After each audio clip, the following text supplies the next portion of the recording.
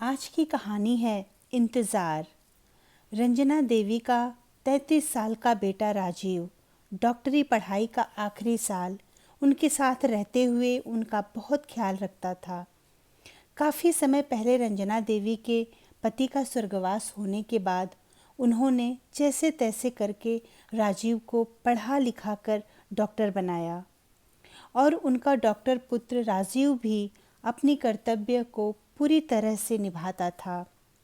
राजीव अपनी माँ के त्याग पर नतमस्तक था, क्योंकि जब वह मात्र 2 साल का ही था तभी उसके पिता इस दुनिया को छोड़कर चले गए थे। परिवार वालों ने रंजना देवी को बहुत समझाया कि दूसरी शादी करने के लिए, लेकिन रंजना देवी ने अपने बेटे राजीव को चुना और दूसरी शादी के लिए इनकार कर दिया था। एक दिन राजीव ने रंजना जी से कहा कि उसे विदेश में ट्रेनिंग करने का मौका मिल रहा है और कुछ महीनों के लिए वह विदेश जाना चाहता है और तब तक के लिए उसने रंजना जी के रहने का इंतज़ाम नज़दीक के वृद्धाश्रम में कर दिया था। रंजना जी जो सदा ही अपने पुत्र को आगे ही बढ़ते देखना चाहती थी, उन्हें कोई एतराज़ नहीं था। हालांकि वह घर में अकेले भी रहने में सक्षम थीं, लेकिन उनके पुत्र को चिंता ना हो इसलिए उन्होंने वृद्धाश्रम में जाना भी स्वीकार कर लिया था। जहाँ वृद्धाश्रम में अधिकतर लोग निराशवादी सोच में डूबे हुए और अपने पुराने समय को ही याद करते रहते थे, वहीं रंजना जी अपने आप को उन सब से अलग थलग रखकर अपने बेटे की सफलता के विषय में ही सोचती रहती थी। कई बार उन्होंने अपने बेटे को फ़ोन भी किया। राजीव हमेशा अपनी कुशलता का समाचार ही देता था। इस तरह राजीव को विदेश में रहते हुए 2 साल बीत गए। बस कुछ महीने और, ऐसा वह हर साल बोलता था। और अब 4 साल बीतने के बाद रंजना जी के मन में भी कुछ अब संशय का बीज जम गया था। जैसे कि वृद्धाश्रम के लोग बोलते थे कि बच्चे ऐसे ही करते हैं, कुछ दिनों के लिए बोलते हैं और फिर दिन महीने साल यूं ही बीतते रहते हैं, लेकिन बच्चे उन्हें वापस लेने नहीं आते। कोई इस वृद्धाश्रम में 6 साल से रह रहा था तो कोई उससे भी ज़्यादा सालों से। अब धीरे धीरे रंजना जी के मन में भी निराशा का वास होता रहा। कोई कहता था कि ज़रूर तुम्हारे बेटे की भी कोई लड़की से चक्कर रहा होगा, जिसने इसी शर्त पर शादी की होगी कि माँ तुम्हारे साथ नहीं रहेगी।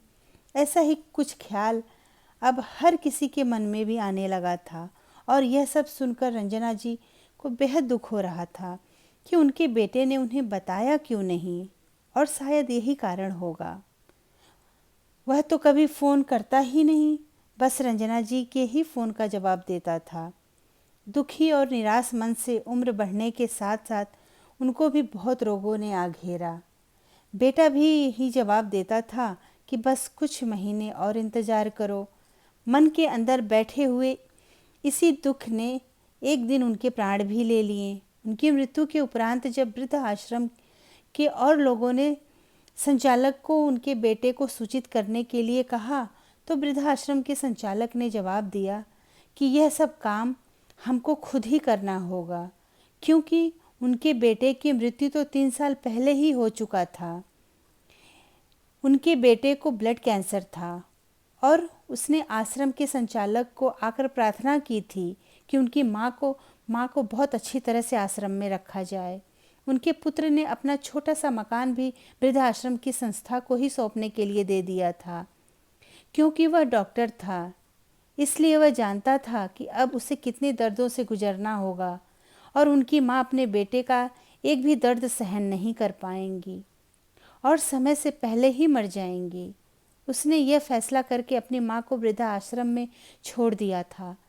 सबके पूछने पर संचालक ने बताया कि रंजना जी के बेटे का फ़ोन हमेशा वही उठाते थे और उनके बेटे के टेप की कोई आवाज़ उनकी माँ को सुना देते थे। वृद्ध आश्रम में सब निशब्द थे।